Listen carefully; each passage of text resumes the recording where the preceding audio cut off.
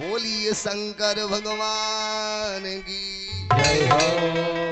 आज ज्यों गुरुदेव इतनी कथा सुनाए परीक्षित जी हाथ जोड़ लिए। चूंकि बाबू हो सच्चाई है, सुखदेव गुरु जैसा कथा व्यास और परीक्षित जी महाराज जैसा कथा श्रोता, न भूतो न भविष्य, न कोई हुआ न होगा। परीक्षित जी तुरंत हाथ जो लिए गुरु कहा अब एक बात ही हमारे समझ में नहीं आ रहा। कहा हमने सुना है कि सबसे बढ़िया रिश्ता है, तो कहा के ससुरारी पियारी लगे जिनको, सबसे बढ़िया रिश्ता है तो ससुराल के। चंदन बाबा का बात बिल्कुल मत मानिए, आंखों से देखिए तब मानिएगा। जहां 100 अक्षर ज्यादा हो वही सबसे प्रिय है। अब खोजिए 100 अक्षर कहाँ बा। एक नंबर पे 100 से ससुराल, 100 से सासू, 100 से ससुर, 100 से साला, 100 से साली, 100 से साढ़ू, 100 से सढ़ुआइन, 100 से सरहज, 100 से साली। इस सगरी ससुररियम भरल बाणे। जितना 100 अक्षर वाले हैं सब ससुररियम भरे हैं।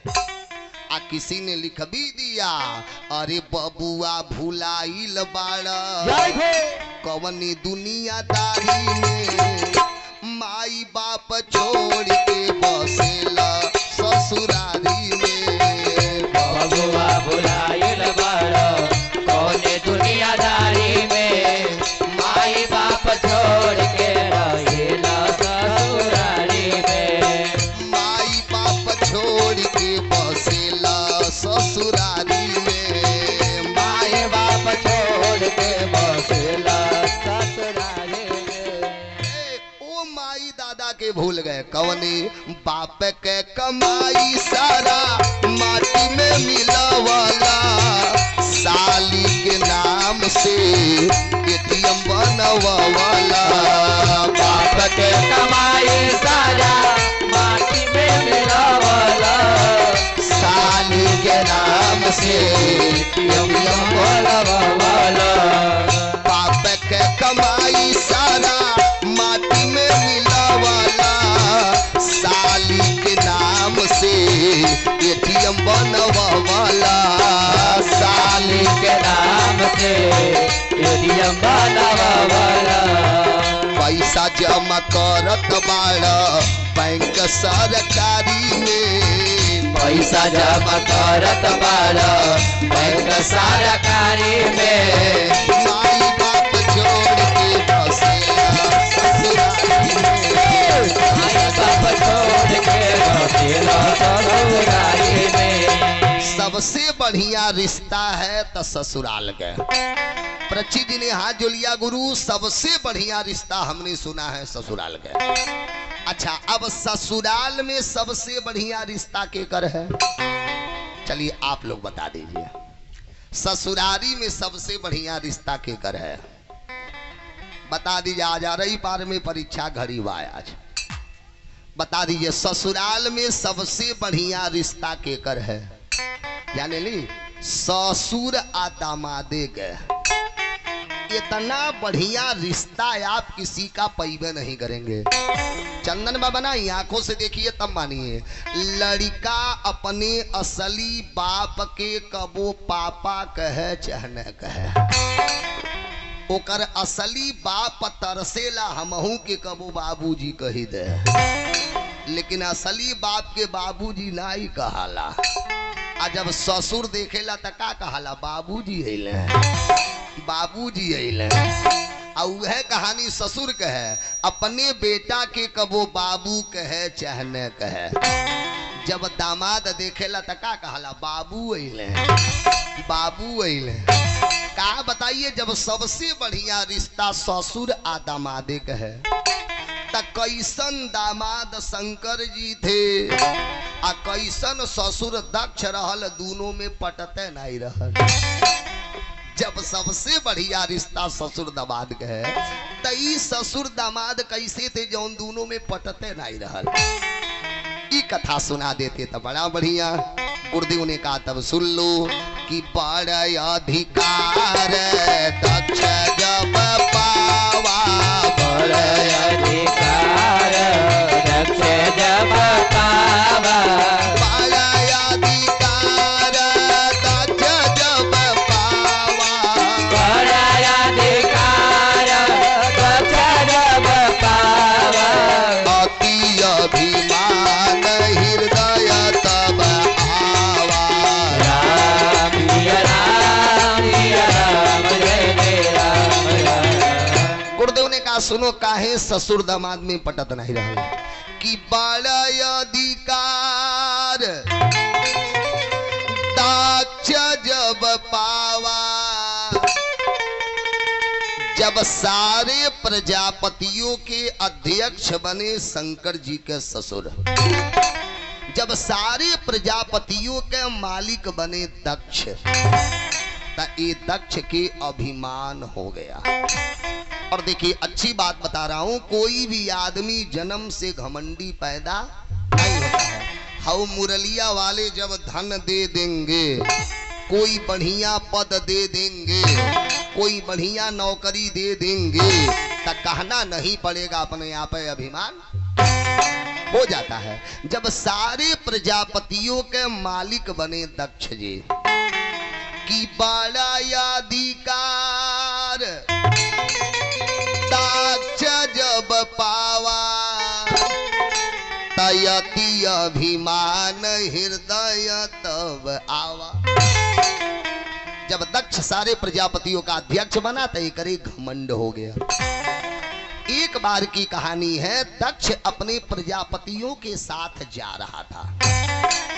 भोले बाबा एक ऐसे देवता हैं, चाहे टीवी में देखिएगा चाहे फोटो में, ये कभी किसी से बात करते नहीं मिलेंगे। जब देखिएगा महादेव को ही भजनीय में मिलेंगे। शंकर भगवान भजन कर रहे थे, इनकर ससुर दक्ष जी अपने प्रजापतियों के साथ वही रास्ता पकड़ के जा रही थी। जब शंकर जी आंख खोले, जब देखे ससुर जी को, घबरा गए। अब क्या करूं? यदि ससुर जी को प्रणाम करूंगा तो सर नीचे होगा, और जब सर नीचे करूंगा तो दो आंख बंद होगा। अब पता चली तीसर का हेडलाइट खुल जाएगा, और जब तीसर का आंख खोलेगा तो पक्का है ससुर जी जय जय सियाराम, पक्का है। जब सर नीचे होगा तो दो आंख बंद होगा, और जब दो को बंद होगा तो अपने आप तीसर का खुलेगा, और जब तीसर का खुलेगा तो पता चलेगा ससुर जी जय जय सियाराम। अब यही सब बात सोच के भोले बाबा अपने ससुर को प्रणाम नहीं किए। सुखदेव जी ने कहा प्रचित भोलेनाथ अपने ससुर दक्ष को बचा लिए, लेकिन शरीर को मान देने वाला अभिमानी दक्ष पागल हो गया। नया नया अध्यक्ष बना था ना, जब शंकर जी प्रणाम नहीं किया अभी पागल हो गया, और बीच सभा में भोले बाबा को गाली दे दिया। बीच सभा में महादेव को गुस्से में आ गया, और गुस्से में आकर के बोल गया है, इस शंकर के साथ मैं अपनी बिटिया का विवाह करके रोता हूं। ये शंकर भांग की गोली खाता है, और आज उसी भांग के नशा में आके इस महादेव ने हमारा अपमान किया। ये शंकर भूत प्रेतों का मालिक है, ये शंकर शमशान घाट के राखी को शरीर पे लगाता है। आज बीच सभा में शंकर ने हमारा अपमान किया, इसलिए शंकर को मैं श्राप देता हूं, आज के बाद देवताओं के साथ में शंकर की पूजा नहीं होगी, और यदि किसी ने शंकर के पूजा कर दिया तो वह दंड का भागीदार होगा। बीच सभा में भोले बाबा को श्राप दे करके दक्ष निकल लिया। जब शंकर भगवान पूजा पर से उठे तो मन ही मन मुस्की मारे। बताओ, ससुर जी को बचा भी लिए, उल्टे श्राप भी पा गए। लेकिन है भोले बाबा निराले देवता, चुपचाप कैलाश पे आ गए। ई बतिया किसी से कहे ना। लेकिन जब दक्ष श्राप दे करके घरे आया तब मन में विचार किया कि एवं तर्क वितर्क न, लगा तर्क वितर्क करने शंकर को तो मैंने श्राप दे दिया, लेकिन का शंकर न रहे तो जग नहीं हुई। अब देखिए करे दिमाग में खुरापात चालू हो गया। शंकर को तो श्राप दे दिया, का शंकर न रहे तो जग नहीं हुई। बस ही का किया, एक छोटा सा यज्ञ किया। बृहस्पति सवम नामम सामारे भेक्रतुत्तम। भोले बाबा को जलाने के लिए एक छोटा सा यज्ञ किया। बृहस्पति सवम नामम सामारे भेक्रतुत्तम, एक छोटा सा यज्ञ किया जिस यज्ञ का नाम बृहस्पति याग। और उस यज्ञ में सभी देवताओं को बुला लिया, लेकिन महादेव को संजोग बढ़िया भगवान विष्णु आ गए, बस वो यज्ञ पूर्ण हो गया। और जब यज्ञ पूर्ण हो गया ताप तय करी औरी घमंड हो गया। अब कोई भी यज्ञ हो यदि महादेव नहीं आएगा तब भी यज्ञ पूर्ण। तभी का किया, भोले बाबा को जलाने के लिए एक बहुत विशाल यज्ञ किया। और यज्ञ कहाँ किया? यही उत्तराखंड में। जब आप हरिद्वार से 7 किलोमीटर आगे बढ़ेंगे तो एक स्थान है जिसका नाम कनखल। शंकर भगवान के पहला ससुराल उत्तराखंड में है। यही कनखल में गंगा जी के किनारे एक बहुत विशाल यज्ञ किया। और उस यज्ञ में सभी देवताओं को बुलाया, लेकिन शंकर जी के नहीं बुलाया। अब सारे देवता यज्ञ के न्योता पा करके अपने अपने विमान में अपने अपने पत्नी के साथ बैठ के जा रहे। कि किन्नर नाग सिद्ध गंधर्वा, किन्नर नाग सिद्ध गंधर्वा, किन्नर नाग सिद्ध गंधर्वा, किन्नर नाग सिद्ध गंधर्वा, पांडु न समित चले सुर सरबारा। जय राम जय जय राम राम। सारे देवता लोग कि किन्नर नाग सिद्ध गंधर्वा, अपंधुन समित चले सूर सरवा। सारे देवता लोग अपने अपने पत्नी के साथ अपने अपने विमान में बैठ करके जग में भाग लेने जा रहे। भोले बाबा कैलाश पे बैठे थे, सती मैया बगलिए में थी। अतौले तो सती मैया देख गई कि सती तके व्योम विमाना, चले जात सुंदर विधि नाना। अरे ये लोग इतना सज धज के कहाँ जा रहे हैं? एक सखी को बुलाए, सुन सुन आ गई। हाँ माता जी कहाँ हो? उसने कहा आपके पिता दक्ष जी यज्ञ कर रहे, हम सारे देवता लोग वही यज्ञ में भाग लेने जा रहे। सती मैया घबरा गई, अरे हमरे मैके यज्ञ हमके मालूम है ना है ई का हो रहा। अच्छा जाओ जाओ जाओ जाओ। वो चली गई। अब सती मैया गई और जाकर के भोले बाबा को प्रणाम की। अब तनी दिमाग दौड़ाइएगा, आप लोग खुद होशियार हैं। जवन औरत कब्बो अपने मर्दे का गोड़ न धैले हो, आ कहियो दिन में सौखिया के 4 बेर गोड़ धल ता जान जाइएगा कौनो न कौनो राज जरूर होई। सती मैया आके महादेव का पैर में पकड़ ली। शंकर जी पूछे बात ही का है? सती मैया हाथ जोड़ी, सरकार कुछ नहीं, हम पतिव्रताओं का धर्म है अपने अपने पति की सेवा करना। शंकर जी ने कहा लेकिन आज सेवा कुछ ज्यादा होता, यही से डर लग रहा है। बात ही का है? सती मैया कुछ नहीं सरकार। शंकर जी ने कहा तब बैठो। सती मैया बैठ गई, हाथ जोड़नी भोलेनाथ। शंकर जी ने कहा अतनी ऊपर देखिएगा। शंकर जी ने कहा उधर हम सुबह से देख रहा हूँ। सती मैया ने कहा, लोग कहाँ जाता न मालूम बा। शंकर जी ने कहा, नाइत तो सती मैया बता रही हैं। अब तनी शब्द शैली देखिएगा, सती मैया के महादेव से बात कैले का शैली देखिएगा। सती मैया ने कहा, लोग कहाँ जाता न मालूम बा। शंकर जी ने कहा, नाइत तो सती मैया बता रही है कि प्राजापतेस्ते स्वसुरस्य साम्प्रतम् अनिरया पितो याज्ञ महोत्सव किल। शब्द पे ध्यान दीजिएगा। सती मैया ने कहा, ये लोग कहाँ जाता न मालूम बा। शंकर जी ने कहा, नाइत तो सती मैया समझा रही हैं कि प्राजापतेस्ते स्वसुरस्य साम्प्रतम् अनिरया पितो याज्ञ महोत्सव किल।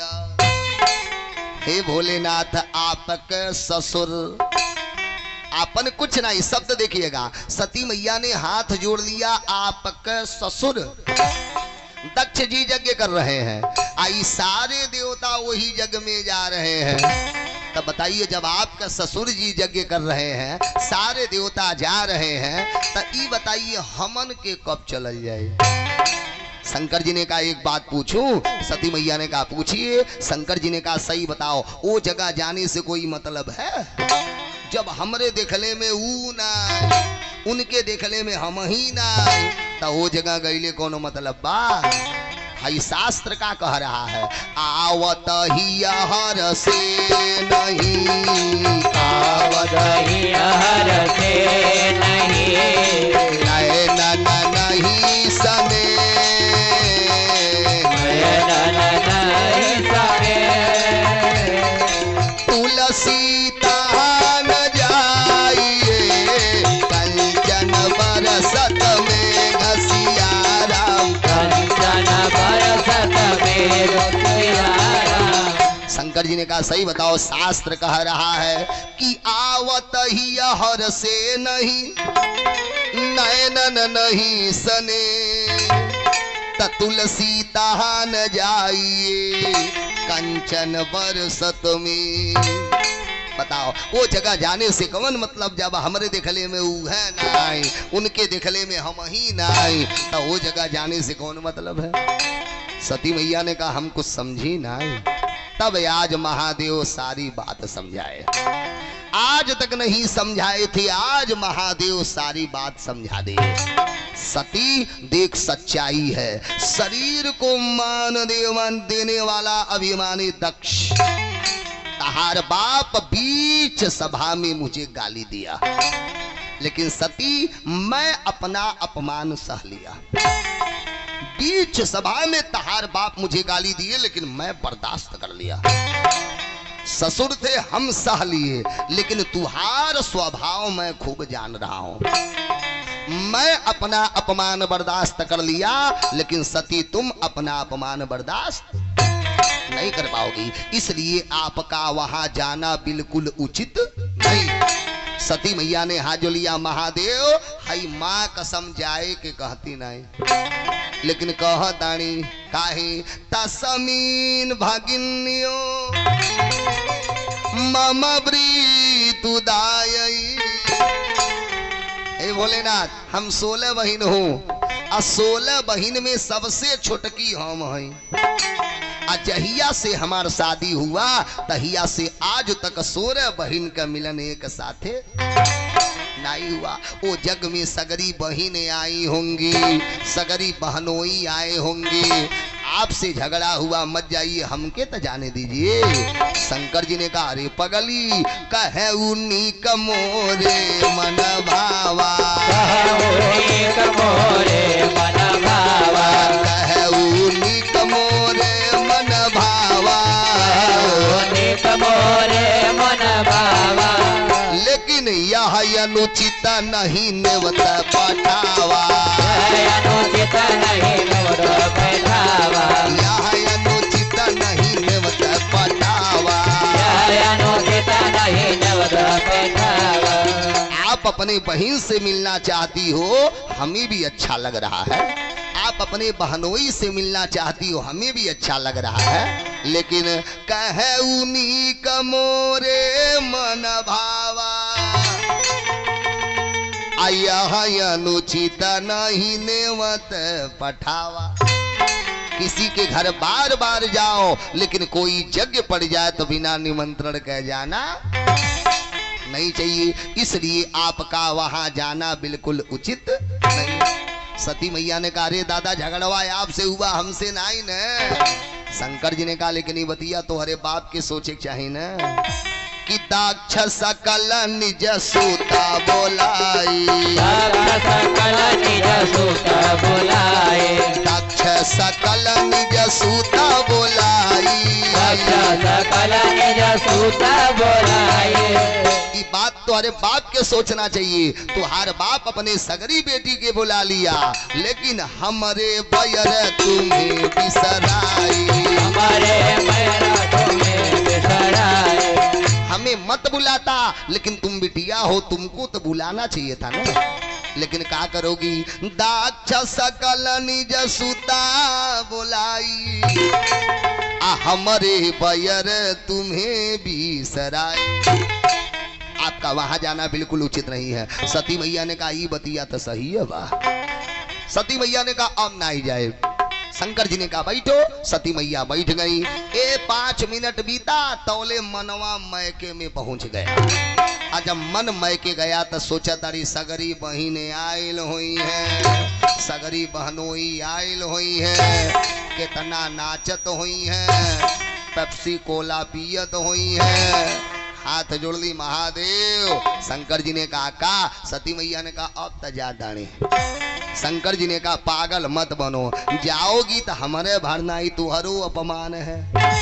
शंकर भगवान सती मैया के समझा रहे हैं कि मैं के न जाओ गौरा, तेरा मेरा अनादर है, मैं के न जाओ गौरा, तेरा मेरा अनादर है, मैं के न जाओ गौरा, तेरा मेरा अनादर है, मैं के न जाओ गौरा, तेरा मेरा अनादर है। बोले बाबा समझा रहे हैं, गौरा तेरे बाबू ने एक यज्ञ रचाया है, गौरा तेरे बाबू ने एक यज्ञ रचाया है, गौरा तेरे बाबू ने एक यज्ञ रचाया है, गौरा तेरे बाबू ने एक यज्ञ रचाया है, सब देव को दिया नेवता, सब देवों को दिया नेवता, पर हमें न बुलाया है, सब देवों को दिया नेवता, पर हमें न बुलाया है।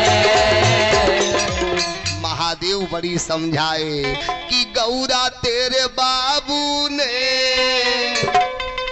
एक यज्ञ रचाया है, सब देवों को दिया नेवता, पर हमें न बुलाया है। आपका वहां जाना बिल्कुल उचित नहीं है।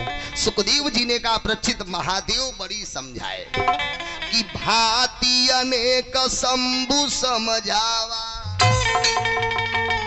बहुत समझाए भोले बाबा, लेकिन भाभी बसन ज्ञान उर आवा। होनी तो प्रबल है, होनी हो करके रहेगी। महादेव बड़ी समझाए, लेकिन सती मैया के समझ में जब नाई समझ में आया, शंकर जी ने कहा, तब जाओ। जब नाई मानोगी तो जाओ।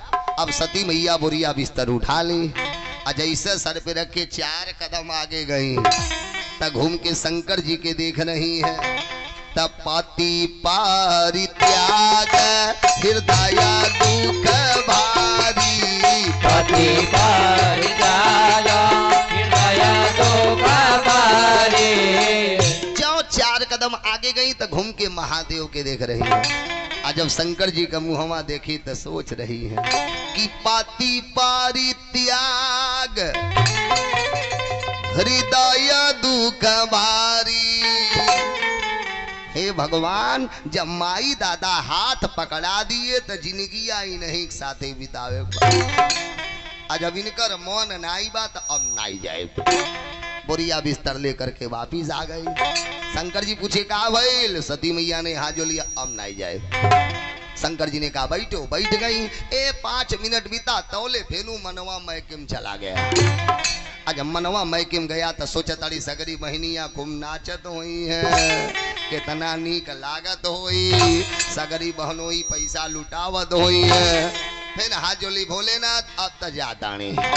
शंकर जी ने कहा जाओ, अब नैहरे के बारे में सोचे तो जाना जरूरी है। आज जब शंकर भगवान के बारे में सोचे तो जाना जरूरी नहीं है। कई बार बुढ़िया बिस्तर उठाई, कई बार गई, कई बार आई, लेकिन अब की बारी हाथ जोली महादेव अब तो जाता नहीं। अब आप हमें रोक नहीं पाएंगे। शंकर जी ने कहा काहे? सती मैया ने कहा वह दिन याद करिए जब आप हमसे शादी करने गए तो सिंदूर पहनने से पहले सप्तपदी में मैं आपसे बोली थी कि 4 जगह बिना बुलाए जाऊंगी, मुझे रोकेंगे नहीं। कहा कहा? पहला कि यद्यपि मित्र प्रभु पितु गुरु गेहा अजाई न बिनु बोले संदेहा। आपसे कहले रही ना सिंदूर पहनने से पहले कि 4 जगह बिना बुलावल जाए हमके रोक बनाए। कहा कहा? 1 नंबर मित्र के घर, दूसरा गुरु के घर, तीसरा कथा प्रांगण में, और चौथा अपने मैं के। अब जाता नहीं, रोकेंगे नहीं। शंकर जी ने कहा जाओ, लेकिन हमार बतिया भुला गईलू। हम का कहले रहे कि यद्यपि विरोध भाषम कोई अतः गए कल्याण न होई। हम तो कहले रहली कि 4 जगह बिना बुलावल जाइए, रोकब नहीं, लेकिन यदि मुझे जलाने के लिए कोई काम कर रहा जाए तो बिल्कुल मत जाइए। चाहे वो मित्र के घर हो, चाहे गुरु के घर हो, चाहे कथा प्रांगण हो, चाहे मैं के हो, और यदि चली गईलू तो समझ लिया तुहार कल्याण हो ही नहीं। सती मैया आपन बतिया तो सुना दी, लेकिन शंकर जी का बतिया भुला गए। शंकर जी ने कहा जाओ, बुढ़िया बिस्तर उठाई, अब की बारी कुछ दूर चली गई। जब कुछ दूर चली गई तब महादेव ताड़ गए, अब नहीं आएगी। तुरंत याद किए नंदीश्वर, हाँ सरकार, सती को लो और जल्दी ले जाके मैं के छोड़ के आओ। अब नंदीश्वर पहुंचे। माताजी प्रणाम। अरे खुश खुश खुश। कहा? तो पिताजी के वहां यज्ञ हो रहा है। नंदीश्वर ने कहा हमरे जीते जी पैदल चलिए, पीठ पे बैठिए। अब नंदी पे सती मैया सवार हो गई। तौले शंकर जी का गण भूत प्रेत आ गए। माताजी प्रणाम। अरे खुश खुश खुश। कहा? अतः पिताजी के वहां यज्ञ हो रहा है। सगरी भूत प्रेत हाथ जो लिए, जब ननियोरे यज्ञ हो रहा था हम हूं चलूं। सती मैया ने कहा साफ चलो, साफ चलो। अब नंदी पे ही सवार हो गई, अब पीछे से भूत प्रेत जय जयकार मना रहे। बोलिए सती महारानी की जय हो, सती मैया की जय हो। जय जयकार करते हुए लेके चल दिए। अब सती मैया आ गई मैके। जब मैके आई, सुखदेव जी ने कहा प्रचित अब सुनो, सबसे पहले इनकर बहिनियां मिल गई। जिन बहन के लिए परेशान थी, पहले बहनियां मिल गई। लेकिन बहनियां मिली कैसी? भगनी मिली बहुत मुस्कुराता, भगनी मिली बहुत मुस्कुराता, भगनी मिली बहुत मुस्कुराता, भगनी मिली बहुत मुस्कुराता। सगरी बहनियां सती मैया के देख के मुस्किया रही हैं। आओ बहनी आओ आओ आओ आओ आओ आओ आओ। जब सती मैया आ गई, बीच में बैठा ली, 15 चारों ओर से घेर ली। जब घेर ली तो एगो वही में ताना मारती है। ए बहिनी, सती मैया हाजुली, हाँ दीदी, तो बड़ा नीक कैलू, चली आईलू। हमनों के बाबूजी ना बोला तभी ना बोला चली आयल रहती। आई है कही के बहनिया कुल हंसने लगी। सती मैया रोने लगी। ओ जिन बहन के लिए मैं भोलेनाथ जैसे पति को त्यागी, जिन बहन के लिए मैं चराचर ब्रह्मांड नायक को त्यागी, आज वो बहन हमको देख करके हंस रही हैं। सती मैया लगी रोने, तौले दूसर की बोल गई ए बहिनी। सती मैया हाँ जोली हाँ दीदी, अतई बताऊ तोर पहुना भंगिया पियल कि रोटी वोटी खाए लगल। आइए कही के बहनिया कुल हंस रही हैं। सती मैया रोने लगी, ओ जिन बहन के लिए मैं अपने पति को त्यागी और आज वो बहन हमको देख करके हंस रही है। तीसर की बोल गई ये बहिनी। सती मैया हाँ जोली हाँ दीदी, अतई बताऊ तोर पहुना घर बनवाले कि पहाड़वा में रहे लगुले। आइए कही के बहिनिया कुल हंस रही है। तब सती मैया रोते हुए बोल गई दीदी ई तू लोग का गलती नाई बा, अरे जेकरा जवन बमिलल अपना नसीब से, जेकरा जवन बमिलल अपना नसीब से, जेकरा जवन बमिलल अपना नसीब से, जेकरा जवन बमिलल अपना नसीब से, जेकरा जवन बमिलल अपना नसीब से, जेकरा जवन बमिलल अपना नसीब से। दीदी त दिखली नजर से अपना हम जिंदगी गरीब से, दिखली नजर से अपना जिंदगी गरीब से। का करोगे जब हमारे नसीब में वो भंगेड़िया लिखे थे, जब हमारे नसीब में वो गंजेड़िया लिखे थे तो का करोगी। सुखदेव जी ने कहा प्रचित जितना चाहिए उतना बहन कुल अपमान की, लेकिन सती मैया बर्दाश्त की। गलती की है तो बर्दाश्त करना ही पड़ेगा, लेकिन जब लगी बहनिया कुल अपमान करने तब सती मैया वहां से धीरे से उठी निकलने। अब कहाँ गई महतारी लगे, क्योंकि महतारी तो महतारी होती है, माँ का प्यार देने वाला ये दुनिया में कोई नहीं। सगरी बेटी आ गई, छुटकी बेटी नहीं आई। सगरी दामाद आ गए लेकिन छुटका दामाद नहीं आए। प्रसूति मैया अपने कमरे में रो रही है, सब लोग आके का करी जब हमारी छुटकी बेटी नहीं आई, सब लोग आके का करे जब हमारा छुटका दामाद नहीं है। महतारी कमरे में बिटिया के लिए रो रही थी और तब तक अचानक सती मैया कमरे में घुस गई। जैसे कमरे में घुसी है महाराज का आपको सुनाऊं, सादर भला ही मिली एक माता, सादर भला ही मिली एक माता।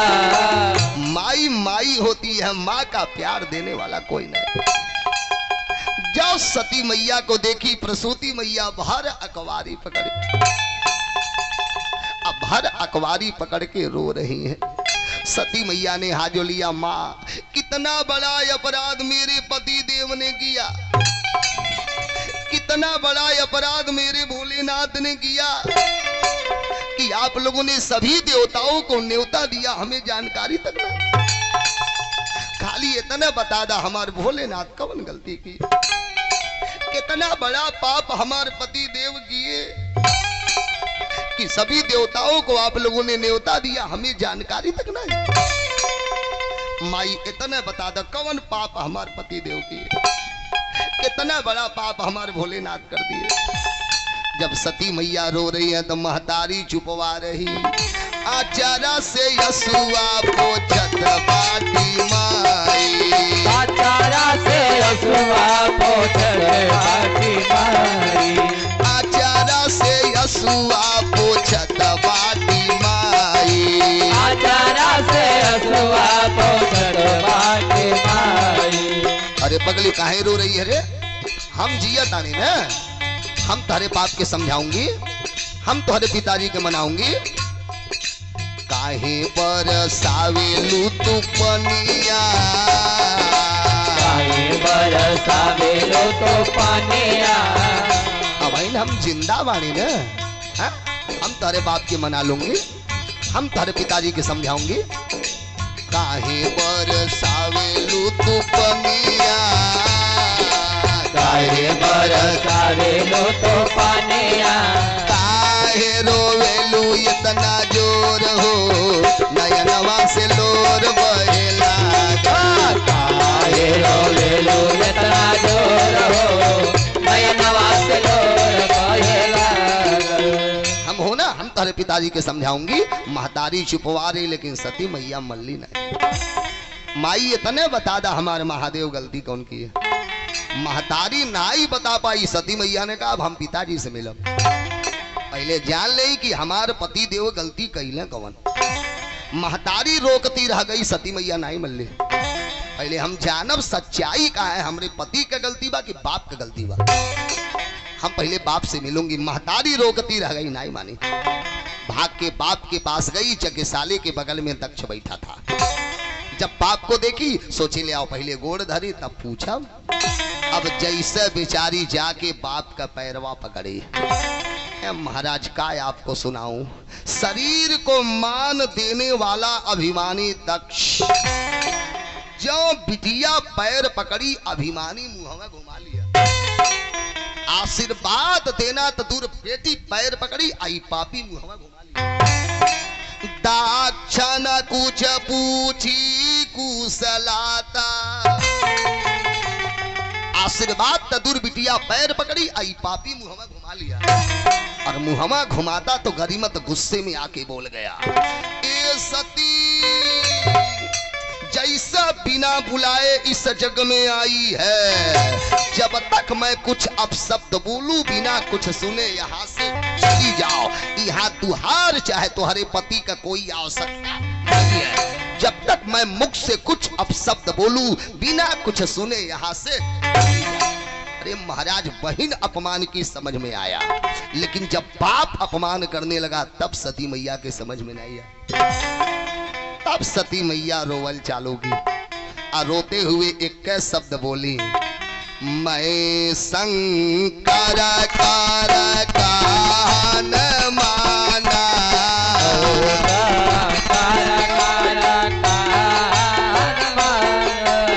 मैं शंकर कर कान माना,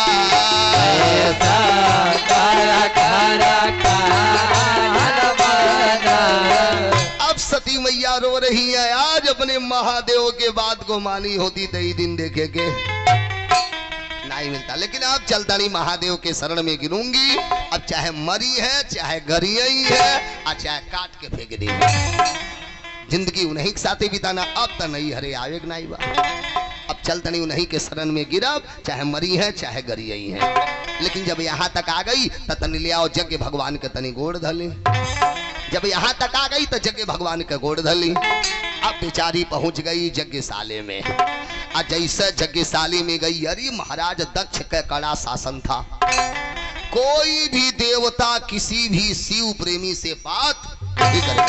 जितना देवता सती मैया के पहचान रहे थे वो मुड़िया नीचे जैसे पहचानता न होकर सारे देवता सती मैया को देख के मुड़िया। जब यज्ञशाले में सती मैया गई तो क्या देख रही कि सती जाई देखे तब जागा। जब यज्ञशाले में गई तो क्या देखी, कतहु न दीख शंभु कय भागा। यज्ञशाले में गई तो क्या देखी, सारे देवताओं के लिए जगह है, इनके पति महादेव के लिए तो कोनो जगह ही नहीं बा। सती मैया आपन अपमान बर्दाश्त की, लेकिन यज्ञशाले में अपने महादेव का अपमान नहीं सह पाई। और जब पति के अपमान नहीं सह पाई तब तो सती मैया पागल हो गई और गुस्से में आकर के सती मैया बोल गई, अरे सुनहु सभासद सकल मुनि,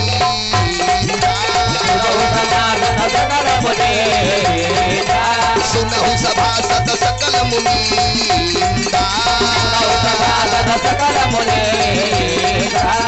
सारे देवता लोग कान खोल करके सुन लीजिए। कही सुनी जिन शंकर निंदा, जिन जिन लोगों ने मेरे महादेव का निंदा किया, जिन जिन लोगों ने मेरे पति का अपमान किया, ताही सुनी जिन शंकर नींदा। आप लोगन के तो तुरंत श्राप दे रही हूँ, लेकिन ये अपमान का बदला हमारे बाप के भोगे पड़े। आप लोगन के तो तुरंत श्राप दे रही हूँ। अरे सो फल तुरत लहब सबका,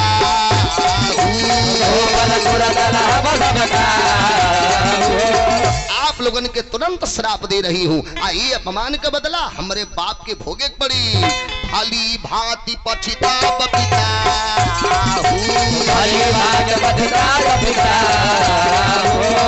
अब हमारे बाप हमारे महादेव की जानत नहीं बने।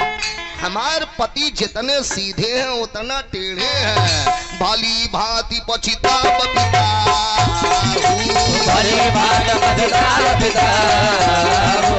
ये अपमान का बदला तो उनके भोग ही पड़ी, चाहे कुछ हो जाए। और यही कह करके सती मैया जगशाली से बाहर आई।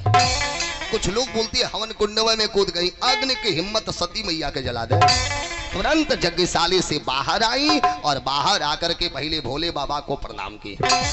महादेव अब तक गलती हो ही गई, आज यदि आपके बात को मानी होती तो ये दिन देखे कि नहीं मिलत, लेकिन महादेव मुझे माफ करिएगा, क्योंकि अभी शरीर रहे नहीं देव। इस शरीर में इस दुष्ट दक्ष का खून है। अब इसे पाप कहते हुए शर्म आ रहा है। आज तक आपने हमार बहुत इज्जत किया, ये पापी के नाम से हमार नाम जोड़े नहीं। इस शरीर के अंदर इस दुष्ट दक्ष का खून है, इसलिए महादेव अभी शरीर रहे नहीं देव।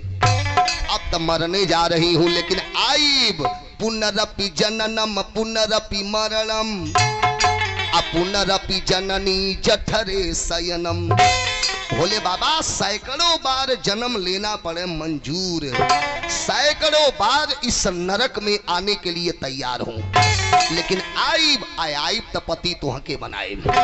अगर न मिलती इस जीवन में लूंगी जन्म दोबारा, अगर न मिलती इस जीवन में लूंगी जन्म दोबारा, अगर न मिलती इस जीवन में लूंगी जन्म दोबारा, अगर न मिलती इस जीवन में लूंगी जन्म दोबारा। बोले ना जन्म जन्म का साथ है हमारा तुम्हारा, तुम्हारा हमारा, जन्म जन्म का साथ है हमारा तुम्हारा, तुम्हारा हमारा। अगर न मिलती इस जीवन में लूंगी जन्म दोबारा, अगर न मिलती इस जीवन में लूंगी जन्म दोबारा।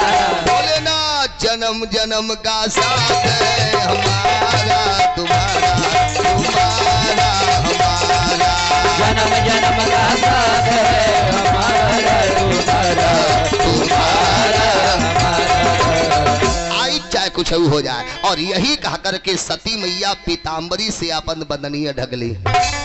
जैसे पीताम्बरी से बदनिया ढकी, आशा का ही योग अग्नि तानु जारा, आशा का ही योग अग्नि तानु जारा। जैसा पीताम्बरी से बदनिया ढकी, आशा का ही योग अग्नि तानु जारा। जैसा पीताम्बरी से बदनिया ढकी, अब इनके शरीर से जोग रूपी अग्नि निकली। और जब जोग रूपी अग्नि निकली, अब सती मैया वही में जलना चालू। और जब सती मैया जलने लगी, तब शंकर जी का गण नंदीश्वर को लगा गुस्सा। नंदीश्वर ने कहा पूरा था भाया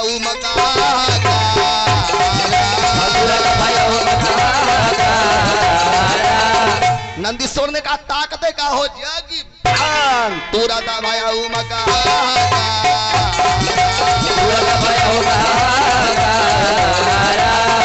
जब आदेश दिए जितना भूत प्रेत थे उठा के कल सब पटकल चालू, सगरी बेदिया उठा के पटकल चालू। और जब लगे यज्ञ भंग करने तो यज्ञ के आचार्य थे भृगु जी। भृगु माने शुक्राचार्य जी यज्ञ के आचार्य थे। हर आचार्य का कर्तव्य है अपने जजमान के यज्ञ की पूर्ति कराना। जब शुक्राचार्य जी देखे अब तक जगिया बिगड़ जाएगा, अब क्या करूं, बट्टा पदे सुरुआ ले लिए जिससे घी की आहुति दी जाती है, और सुरुआ में घी लेकर के मंत्र पढ़े और मंत्र पढ़ के हवन कुंड में डाल दिए। तमाम प्रकार का रिभुगण लोग निकले। शुक्राचार्य जी ने कहा मार डाल शंकर जी के गणों को। सती मैया जल गई और शंकर जी का गण भी मारे गए। कितना भूत प्रेत मार खा के कैलाश पे जा रहे। यहाँ नारद बाबा पहुंचे कि भजमन नारायण नारायण नारायण, भजमन नारायण नारायण नारायण। नारद बाबा कैलाश पर्वत पे गए। महादेव क्या हुआ, सब मामला गड़बड़। शंकर जी पूछे क्या हुआ। नारद बाबा ने कहा आपकी पत्नी सती मैया मैके जाके मर गई। शंकर जी ने कहा तो हम जानता हूँ। नारद बाबा घबरा गए, हमसे पहले जान गए। कहा तब कहा कैसे। कहा जब एक सती वहां मरी तो यहाँ दूसर की सती रो रही थी। साती मरत सुनी सती बिलखानी, साती मरत सुनी सती बिलखानी, साती मरत सुनी सती बिलखानी, साती मरत सुनी सती बिलखानी। पाहे नयन चंदन भय पानी, पाहे नयन चंदन भय पानी, पाहे नयन चंदन भय पानी, पाहे नयन चंदन भय पानी। क्या जब एक सती मरी तो यहाँ दूसर की रो रही थी। के शंकर जी के सर पे गंगा जी। बोलिए पतित पावनी गंगा मैया की जय हो। नारद जी ने कहा आपकी पत्नी मैके जाके मर गई, आपको गुस्सा नहीं आ रहा। शंकर जी ने कहा जब हमारे सर पे गंगा जी है तो हमारे गुस्सा कैसे आएगा। नारद जी ने कहा अब सुनिए, पत्नी मर गई लेकिन महादेव तुहार गण भी मारे गए, तहार गण भी मारे गए। सती मैया मर गई कोई गम नहीं, लेकिन जब सुने गण मारे गए तब तो भोले बाबा आंख लाल लाल। भगवान कहते हैं मेरे ऊपर पाप कर बर्दाश्त करूंगा, लेकिन भक्त के साथ खिलवाड़ किए तो बेटा तो के जला के राख कर दूंगा। जे अपराध भक्त पर करई त राम रोष पावक तेई जरई, उसे जला के राख कर देता हूँ। सती मैया मर गई कोई गम नहीं, लेकिन जब सुने गण मारे गए तब लगा महादेव को गुस्सा। और जब गुस्सा लगा बस चपटप दे जटा से एक बाल उखाड़े और बाल उखाड़ करके फेंक दिए। एक बड़ा विकराल पुरुष मेरा नाम बताइए। शंकर जी ने कहा तेरा नाम वीरभद्र। कहा मेरा काम बताइए। शंकर जी ने कहा जा करके अब दक्ष के यज्ञ को तब किया वीरभद्र गर्जना। अरे वीरभद्र करी को पपटा, वीरभद्र करी को पपटा, वीरभद्र करी को पपटा, वीरभद्र करी को पपटा। अरे वीरभद्र किया गर्जना और गरजते हुए वीरभद्र निकल गया। कितना प्रेत मार खा के आ रहे थे, रास्ते में वीरभद्र मिल गया। काव आती है सगरी प्रेत हाथ जो लिए सरकार उन लोगों ने बड़ी मार मारा। वीरभद्र ने कहा चिंता मत खाली चल के पहचान करा दो मरलस के खाली चल के बताओ मरलस के कोई भी आदमी भगने ना पावे। सुखदेव जी ने कहा प्रचित भूत प्रेत हवा है। अरे पूरा जग सलवे घेर लिए। जब जगसाला घेर लिए एक प्रेत रो रहा है सरकार। वीरभद्र ने पूछा क्या हुआ। कहा जब मैं मार खा रहा था हाई शुक्राचार्य जी अपने दाढ़ी पे हाथ फेर के मुस्किया रहे थे। वीरभद्र ने शुक्राचार्य जी का दाढ़ी नोच लिया। एक ने कहा सरकार मैं मार खा रहा था हाई बाबा बड़की बड़की आंख दिखा रहे थे, अंगुरी पेश के दोनों आंखियां हरे कर दिया।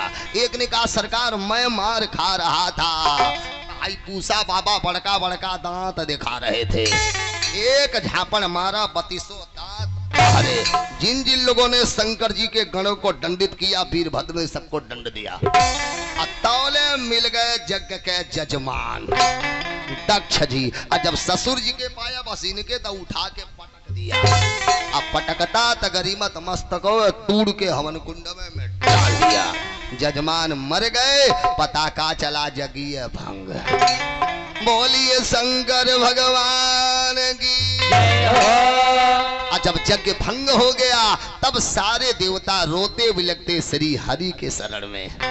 हरि शरणम हरि शरणम हरि शरणम हरि शरणम हरे शरणम हरे शरणम हरे शरणम हरे शरणम। सारे देवता रोते बिलखते श्री हरि के शरण में गए। जब श्री हरि के शरण में गए क्या हुआ? सारे देवता लोग हाथ जोड़िए, सरकार उन लोगों ने बड़ी मार मारा। विष्णु जी पूछे गए कहाँ थे? कहे जग में भाग लेने। विष्णु जी ने कहा बताओ, जिस जग में ब्रह्मा नहीं गए, जिस जग में स्वयं महादेव नहीं गए, जिस जग में विष्णु नहीं गए, वो जग में जाने के लिए आपको अनुमति किसने दिया? गए सो दंड पा गए। देवता लोग हाथ जोड़िए, सरकारी तो ठीक है लेकिन पहले यज्ञ पूर्ण करिए।